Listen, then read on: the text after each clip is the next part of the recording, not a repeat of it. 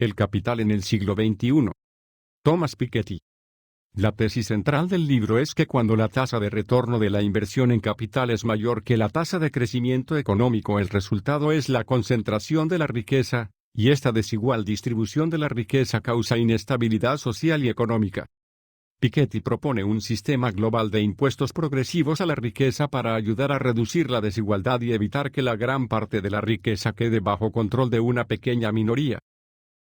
El libro argumenta que ha habido una tendencia histórica a una mayor desigualdad que se revirtió entre 1930 y 1975 debido a circunstancias únicas: las dos guerras mundiales, la Gran Depresión y una recesión alimentada por la deuda que destruyeron mucha riqueza, particularmente la propiedad de la élite.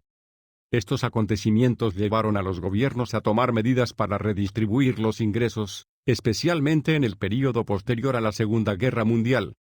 El rápido crecimiento económico mundial de ese tiempo comenzó a reducir la importancia de la riqueza heredada en la economía mundial.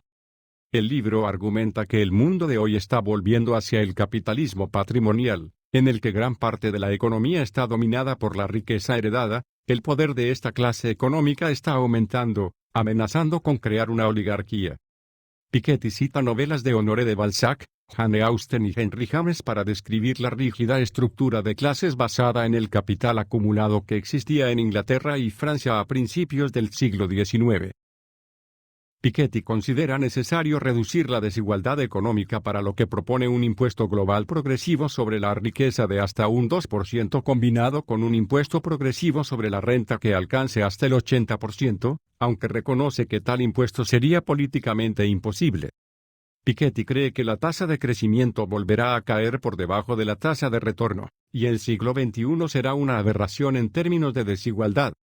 Sin ajuste tributario, Piketty predice un mundo de bajo crecimiento económico y extrema desigualdad.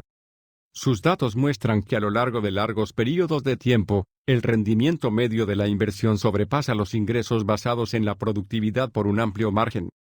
Rechaza la idea de que los aumentos de productividad resultantes de los avances tecnológicos pueden ser utilizados para devolver un crecimiento económico sostenido. No debemos esperar que surja un orden más justo y racional basado en caprichos de la tecnología y que el retorno de la inversión pueda aumentar cuando la tecnología pueda ser sustituida por la gente. La publicación del libro de Piketty ha recibido tanto alabanzas y aprobación como críticas, tanto en la derecha política como en la izquierda. Para David Harvey, la tesis de Piketty confirma que el capitalismo de libre mercado, cuando no interviene el Estado para redistribuir la riqueza, produce oligarquías antidemocráticas y, por supuesto, desigualdad.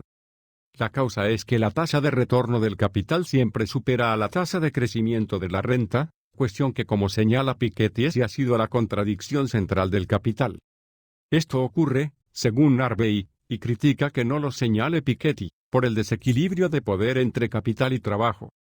Harvey sostiene que, aunque Piketty señala el período 1932-1980 como excepcional al establecerse la tributación progresiva, que permitió mantener la demanda y no impidió el crecimiento, ignoraría la pregunta sobre cómo se mantuvo la demanda a partir de 1980, cuando se confirma el fin del keynesianismo y la fuerte implantación del neoliberalismo thatcheriano, y por tanto la respuesta: la expansión desmesurada del crédito que causará crisis continuas de las que Piketty tampoco da explicación, entre ellas la crisis financiera de 2008 y la crisis económica de 2008-2015. El éxito excepcional del libro fue ampliamente atribuido a tratar sobre el tema correcto en el momento adecuado, como dijo The Economist. El propio Piketty reconoció que existe un sentido común de que la desigualdad y la riqueza en los Estados Unidos se han ido ampliando. El eslogan "Somos el 99% del movimiento Ocupar Wall Street" habló de desigualdad, del espíritu de nuestra época, una era de crisis aparentemente permanente y de austeridad, como dijo Adam Bott. El autor británico Paul Mason rechazó las acusaciones de marxismo blando como completamente equivocadas, señalando que Marx describió las relaciones sociales tratando de desvelar las tendencias internas del capitalismo, mientras que Piketty se basa únicamente en categorías sociales y datos históricos. Piketty más bien colocó una bomba sin estallar dentro de la corriente principal, la economía clásica, concluye.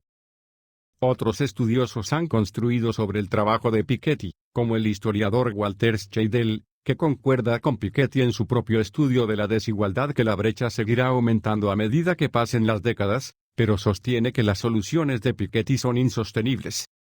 Paul Krugman llamó al libro una magnífica y amplia meditación sobre la desigualdad y el libro económico más importante del año y tal vez de la década. 4. Distingue el libro de otros bestsellers sobre la economía, ya que constituye una erudición seria y que cambia el discurso. En un momento en que la concentración de la riqueza y el ingreso en manos de unos pocos ha resurgido como una cuestión política central, Piketty no solo ofrece una documentación evaluable de lo que está sucediendo, con una profundidad histórica inigualable. También ofrece lo que equivale a una teoría unificada del campo de la desigualdad, que integra el crecimiento económico, la distribución del ingreso entre el capital y el trabajo, y la distribución de la riqueza y el ingreso entre los individuos en un solo marco. El capital en el siglo XXI es un libro extremadamente importante en todos los frentes. Piketty ha transformado nuestro discurso económico. Nunca hablaremos de la riqueza y la desigualdad de la misma manera que antes. Steven Pearlstein lo llamó un triunfo de la historia económica sobre el modelo teórico matemático que ha llegado a dominar la profesión económica en los últimos años, pero también añadió, el análisis de Piketty del pasado es más impresionante de lo que sus predicciones para el futuro son convincentes. Branko Milanovic, execonomista del Banco Mundial, calificó el libro como uno de los libros básicos en el pensamiento económico. El historiador británico Andrew Say calificó el libro de épico e innovador y argumenta que demuestra científicamente que el movimiento Occupy tenía razón en su afirmación de que el capitalismo no funciona.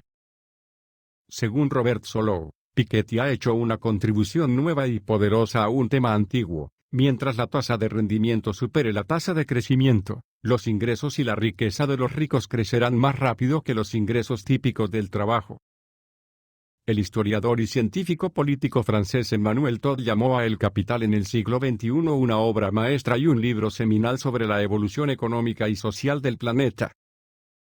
The Economist escribió, un aumento moderno de la desigualdad tiene nuevos economistas que se preguntan, como lo hicieron Marx y Ricardo, ¿qué fuerzas pueden impedir que los frutos del capitalismo se distribuyan más ampliamente?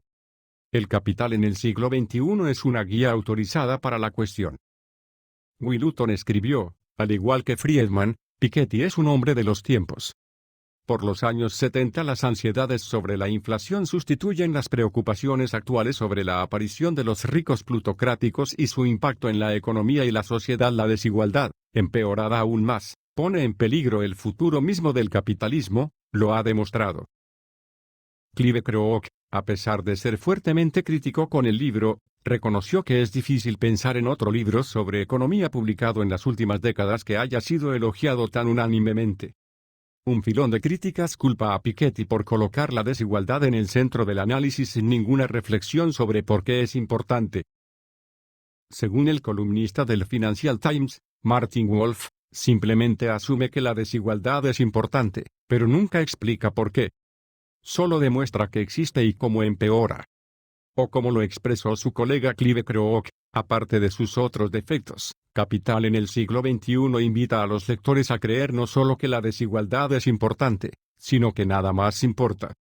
Este libro quiere que usted se preocupe por el bajo crecimiento en las próximas décadas no porque eso signifique un aumento más lento de los niveles de vida, sino porque podría empeorar la desigualdad. El profesor Hannes H. Gisurarson ve a Piketty como reemplazando aparentemente al filósofo estadounidense John Rawls como el pensador esencial de la izquierda. Critica a Piketty, ya que, a diferencia de Rawls, está mucho más preocupado por los ricos que por los pobres. Gisurarson admite el rápido aumento de los ingresos de los súper ricos del mundo, pero no ve nada malo en ello si los pobres no se hacen más pobres. El libertario estadounidense George Leff atacó el trabajo de Piketty como una disculpa por el uso de la coerción estatal para quitarle la propiedad a algunas personas que supuestamente tienen demasiado, lo que en palabras de Frederick Bastiat llama saqueo legal. Desviar más recursos del sector privado voluntario, generalmente eficiente y hacia el sector gubernamental coercitivo, generalmente ineficiente, dice, es un mal arbitraje, especialmente para las personas más pobres. Laurence Summers critica a Piketty por subestimar los rendimientos decrecientes del capital, que cree que compensarán la rentabilidad del capital y, por lo tanto, establecerán un límite superior a la desigualdad. Summers desafía otro de los supuestos de Piketty, que los beneficios de la riqueza se reinvierten en gran medida.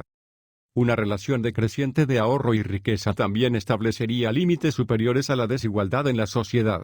De los 400 estadounidenses más ricos en 1982, solo 1 de cada 10 permaneció en la lista en 2012, y una proporción cada vez mayor de personas más ricas no han aumentado su fortuna. Además, los ingresos superiores del 1% ahora son en su mayoría salarios, no ingresos de capital. La mayoría de los otros economistas explican el aumento de los ingresos superiores del 1% por la globalización y el cambio tecnológico. James K. Galbraith critica a Piketty por utilizar una medida empírica que no está relacionada con el capital físico productivo y cuyo valor en dólares depende, en parte, de la rentabilidad del capital. Galbraith también dice, a pesar de sus grandes ambiciones, su libro no es el trabajo consumado de la alta teoría que su título, longitud y recepción sugieren. Daron.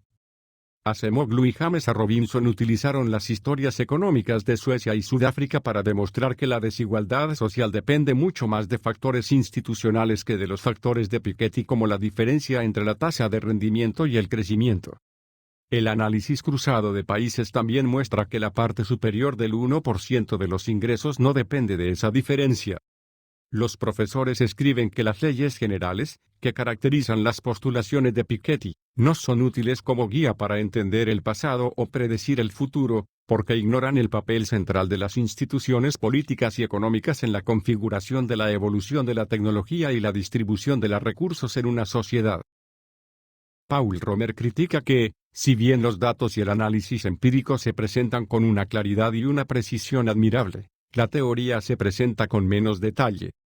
En su opinión, el trabajo fue escrito con la actitud del trabajo empírico es la ciencia, la teoría es el entretenimiento y por lo tanto es un ejemplo de matematicismo. Laurence Blume y Steven Durlau criticaron el libro en la revista de Economía Política por ser poco persuasivo cuando pasa de la descripción al análisis. Ambos somos muy progresistas y nos consideramos así. Por lo tanto, nos inquieta que Piketty haya socavado el principio igualitario con argumentos empíricos, analíticos y éticos débiles. Fin.